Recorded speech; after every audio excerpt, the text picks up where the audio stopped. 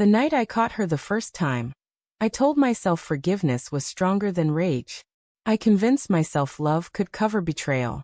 I sat across from her at our kitchen table, hands trembling as she admitted the affair, and I said the words I thought made me noble. I forgive you. But I didn't realize forgiveness without change is just slow self-destruction. Months later, I would learn the truth. She hadn't stopped. She had simply become better at hiding it. At first, things seemed different.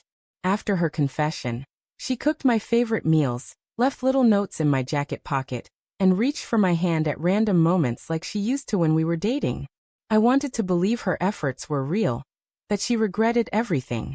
So, I convinced myself we were rebuilding.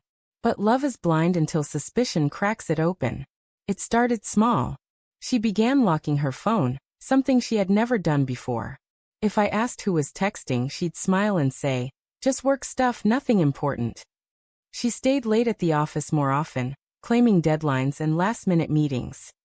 I wanted to trust her, but my stomach twisted every time she brushed off my questions. One night, I couldn't sleep. She was in the shower, and her phone lit up on the nightstand. The screen showed a preview. "Can't wait to see you tomorrow." My chest tightened. My hand hovered over the phone, but I froze. I told myself, if I open it, I'm the untrusting husband again. If I don't, maybe I can still believe her. I didn't look. Not that night. The unease grew like mold in the walls, quiet, hidden, but poisonous. She laughed at her phone more often than she laughed at my jokes. She changed the password on her laptop. The intimacy we'd begun to rebuild started to evaporate.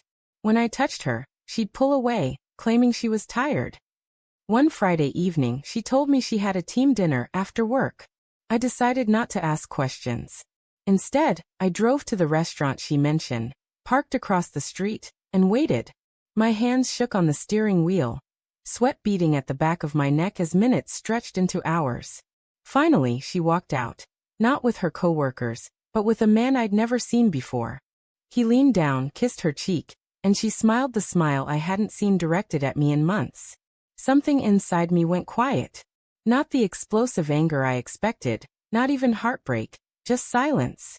A cold, steady realization that I had been a fool twice. When she came home that night, I pretended nothing was wrong. She kicked off her heels, humming lightly as if the lie wasn't painted all over her face. "How was dinner?" I asked, voice even. "Good," she said too quickly, avoiding my eyes. "Just the usual talk about projects." I nodded, forcing a smile. "Glad you had fun." Her relief was almost insulting. She didn't see it. How I was watching every word, every twitch of her expression. She didn't know that I knew. The next morning, I woke before her. I sat at the kitchen table, staring at the wedding photo hanging on the wall. We looked so young in it, so sure. I wondered if the man she'd been with last night had ever seen that smile, or if she saved it just for him now. When she finally came down, hair messy, wearing my old t-shirt, she looked like the woman I married. But I couldn't unsee what I saw the night before. "Do you still love me?"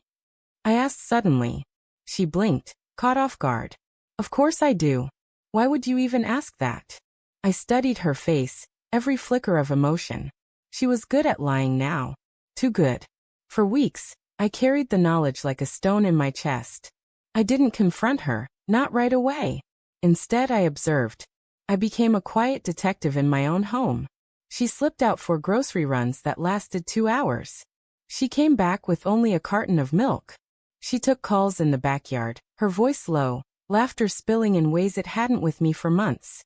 Every detail was another nail in the coffin of my patience. The breaking point came one Sunday afternoon. She told me she was going to see her mother. An hour later, I drove past a cafe downtown. Through the window, I saw her. Not with her mother. With him. They sat close, heads nearly touching, her hand resting on his knee under the table. She looked free, alive. And it hit me. She had already left our marriage. Her body just hadn't packed up and gone yet. That night, I didn't wait for her excuses. When she walked in, I was sitting on the couch, phone in hand, the photo I snapped of her with him glowing on the screen. She froze. Her bag slipped from her shoulder. "I can explain." "No," I interrupted, my voice calm, too calm. Not this time. Her mouth opened, closed. It's not what it looks like. I laughed bitterly. That line again? I forgave you once. I rebuilt my trust from rubble. And you smashed it all over again. Tears welled in her eyes, but I felt nothing. No pity, no ache. Just finality. Pack your things, I said. You don't live here anymore. She begged. She cried. She swore it was a mistake, that she loved me, that she didn't want to lose everything we had. But I'd already lost it the first time. And this second betrayal was the burial. When she realized I wouldn't bend, her tears turned sharp. You'll regret this, she snapped. You can't just throw me out. I didn't throw you out, I said, standing tall. You walked out long ago. Tonight, I'm just locking the door behind you. As the front door slammed shut, the silence that followed wasn't empty. It was peaceful. For the first time in months, I felt air in my lungs.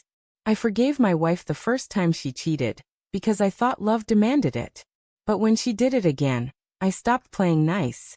Forgiveness without change is a fool's game. And I'm done playing.